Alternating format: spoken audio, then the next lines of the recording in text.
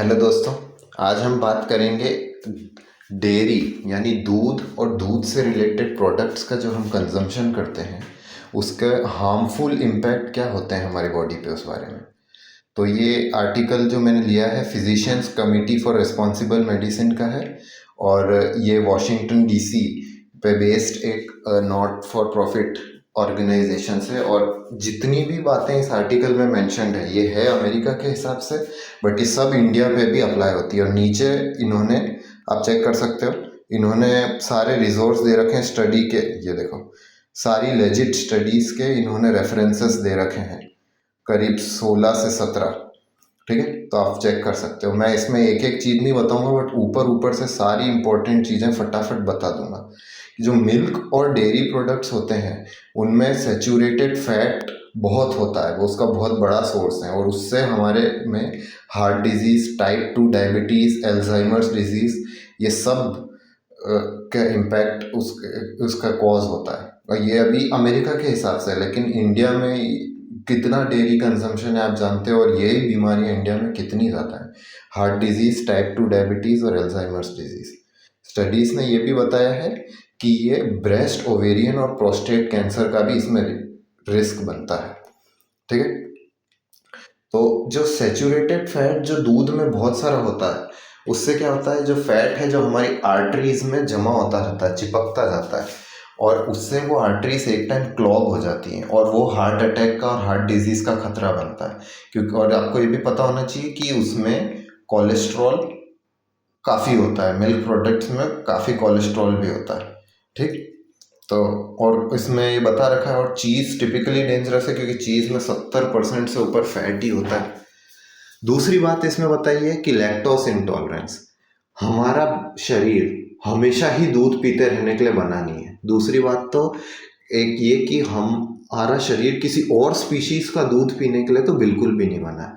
जो दूध में जो लैक्टोस होता है उसको तोड़ने के एंजाइम्स होते हैं, वो बच्चों में और छोटे इन्फेंट्स में, बेबीज में होते हैं। ठीक है, बट जैसे जैसे बड़े होते जाते हैं हमारी कैपेसिटी कम होती जाती है। और ये बताया गया है कि लैक्टोस इंटॉलरेंस की वजह से तकरीबन पूरे ग्लोबली वर्ल्ड में 68% लोग लैक्टोस इंटॉलरेंट हैं। तो आप वो दूध पीते रहोगे और फिर फाट कर कर के बासी फैलाते रहोगे। चलो और कोई नहीं तो यही मत करो, इसलिए भी दूध छोड़ना चाहिए। फिर बोन हेल्थ की बात कर रहे हैं, ये भी स्टडीज़ में हो चुकी है, क्योंकि बहुत फैला गया है। दूध में कैल्शियम होता है, उससे हड्डियाँ तेज होती है। ये भी मोस्ट स्टडीज़ ने फेल करा है शो करने में कोई लिंक कि डेयरी इंटेक्ट और ब्रोकन बोन्स और फ्रैक्चर्स में, ये ब्रिटिश मेडिकल जर्नल के हिसाब से। ठीक है, और आपको पता होगा, मैं सेलिब्रिटीज़ को ज़्यादा यूँ करता नहीं हूँ क्योंकि वो, बट विराट कोहली ने भी दूध बीच में छोड़ा था, क्योंकि वो बोल रहे थे दूध की वजह से एसिडिक जो होती है वो कुछ बढ़ रही थी। मेरे को पता नहीं, आप लोग चेक कर लेना, बट उनका भी हड्डियों में प्रॉब्लम ही हो रही थी इसकी वजह से। ठीक है, तो एक स्टडी ने बताया जिसमें 96,000 पीपल की, उसमें पाया गया कि ज़्यादा मैन जिन्होंने मिल्क कंज्यूम करा टीनेजर की तरह, ज़्यादा बोन फ्रैक्चर उन्होंने अडल्ट की तरह एक्सपीरियंस करे। और ये मैं अपने पर्सनल एक्सपीरियंस से ही बता रहा हूँ, क्योंकि मैं पूरे बचपन में, अपने टीनेज तक में, कम से कम 19 की एज तक खूब दूध पिया हूँ, और मेरी हड्डियों में बहुत कमज़ोर रही थी हमेशा से। फ्रैक्चर हुए, इंजरीज हुई है मेरे को, अब उसके बाद तो मैंने छोड़ दिया था। बट पॉइंट ये है कि ये एक मिथ है कि बोन हेल्थ बहुत अच्छी होती है दूध पीने से, ऐसा नहीं है। अब कैंसर की बात करें तो उसमें हाई फैट कंटेंट, पहली बात तो कितना मिलावट, कितने हॉर्मोन्स, और इसमें एक चीज़ मेंशन नहीं है, वो ये कि उसमें एंटीबायोटिक्स भी भर भर के पूरे हॉर्मोन्स तैर रहे हैं वो उसमें, वो आप लोगे तो उसमें कैंसर का खतरा तो बढ़ेगा ना। और इसमें अब काफ़ी सारी स्टडीज़ लिखी हुई हैं, 2017 की स्टडी। कुल मिला के बात यही है कि जिन भी महिलाओं ने बहुत ज़्यादा दूध कंज्यूम करा उनमें ब्रेस्ट कैंसर के हायर रेट देखे गए। ठीक है, और यहाँ पर ये फिर, और जिन आदमियों ने काफ़ी दूध कंज्यूम करा उनमें प्रोस्टेट कैंसर के भी ज़्यादा रिस्क देखे गए। In another study, men who consume 3 or more servings of dairy products a day has 141% higher risk of death due to prostate cancer compared to those who consume less than 1 serving. ठीक है, तो एक study में देखा गया कि जो अगर कोई आदमी दिन में 3 बार से ज़्यादा बार दूध पी रहा है तो देखा गया कि उसका ऑलमोस्ट 150% खतरा बढ़ गया प्रोस्टेट कैंसर से मरने का।